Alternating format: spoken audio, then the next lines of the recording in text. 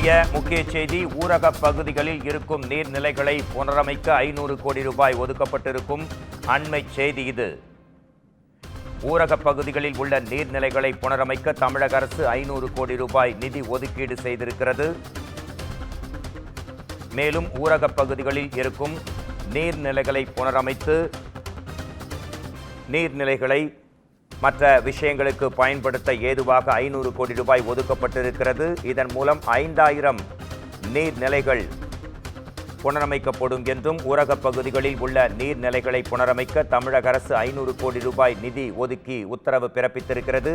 5000 நீர்நிலைகளை புனரமைக்க 500 கோடி ரூபாய் ஒதுக்கீடு செய்யப்பட்டுள்ளதாக அமைச்சர் பெரியசாமி தெரிவித்திருக்கிறார். இது குறித்து நமது குமுதம் தலைமைச் செய்தியாளர் சிவா தரும் கூடுதல் தகவல்களை கேட்கலாம். நீர்நிலைகளை புனரமைக்க வேண்டிய கட்டாயம் இருக்கக்கூடிய இந்த சூழ்நிலையில் 500 கோடி ரூபாய் நிதி ஒதுக்கீடு செய்யப்பட்டிருக்கிறது. இது குறித்து அமைச்சர் அறிவிப்பு ஒன்றையும் வெளியிட்டிருக்கிறார். இது தொடர்பான உங்களின் விளக்கங்களை எதிர்பார்த்து காத்திருக்கிறோம். சிவா.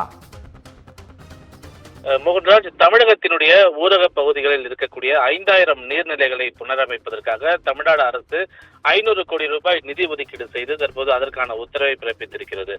குறிப்பாக தமிழகத்தில் ஊரக வளர்ச்சி மற்றும் ஊராட்சி துறையினுடைய கட்டுப்பாட்டில் இருக்கக்கூடிய 22,051 சிறுபாசன ஏரிகளில் முதற்கட்டமாக நடப்பாண்டில் 500 கோடி ரூபாய் மதிப்பீட்டில் 5000 சிறுபாசன ஏரிகளை புனரமைப்பதற்கு ஏற்கனவே கடந்த 5ஆம் தேதி அன்று அரசாணை வெளியிடப்பட்டிருக்கிறது என்று தமிழ்நாடு அரசு வெளியிட்டிருக்கக்கூடிய இந்த அறிவிப்புல குறிப்பிட்டிருக்கிறது. அந்த அடிப்படையில் இந்த சிறுபாசன ஏரிகள் இயந்திரங்களை பயன்படுத்தி தூர்வாறுதல் உள்ளிட்ட பல்வேறு புனரமைப்பு பணிகளை மேற்கொள்வதற்காக தற்போது முதற்கட்டமாக 500 கோடி ரூபாய் நிதி ஒதுக்கீடு செய்யப்பட்டிருப்பதாக தமிழ்நாடு அரசு தெரிவித்திருக்கிறது.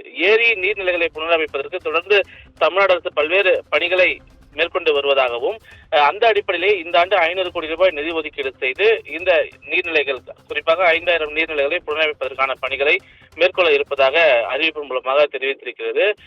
இதே போன்று ஒவ்வொரு ஆண்டுகளும் 500 முதல் 1000 கோடி ரூபாய் அளவிலான நிதி ஒதுக்கீடு செய்யப்பட்டு ஒட்டுமொத்தமாக இருக்கக்கூடிய 22,000 நீர்நிலைகளையும் விரைவில் புனரமைப்போம் என்றும் தமிழ்நாடு அரசு தெரிவித்திருக்கின்றது. மோகன்ராஜ்.